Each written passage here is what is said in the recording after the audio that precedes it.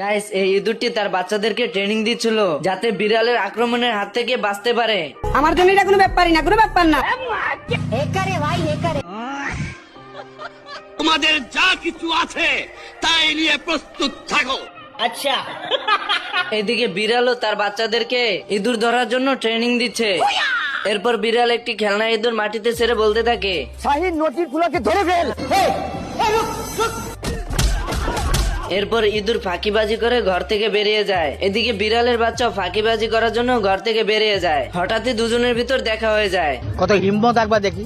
তুই থোড়া সা ভ্যান কা বড়া क्या হাসিনা পালিয়ে গেছে, শেখ হাসিনা নাই, শেখ হাসিনা চলে গেছে, শেখ হাসিনা পালায় না। বিড়াল তো ইঁদুর পিছন পিছন গিয়ে তাদের গুহার ভিতর ঢুকে যায়। ইঁদুর তো বিড়ালকে দেখে লাথি মেরে বের করে দেয়।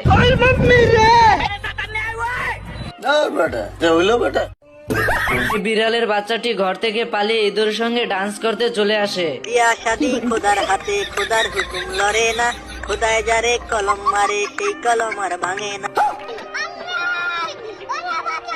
এর ভিতরে বিড়ালের মা আওয়াজ শুনে গর্তের সামনে চলে আসে।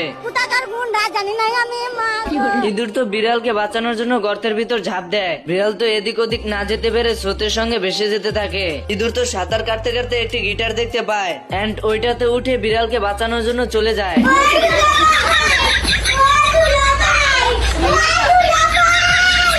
खराब हो जाएगा, मैं मार अम्मा बहन पे आ जाऊंगा मैं इनकी।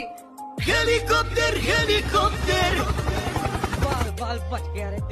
এদিকে বিড়াল আর ইঁদুর তার বাচ্চাদেরকে পেয়ে খুশিতে আত্মহারা হয়ে যায়।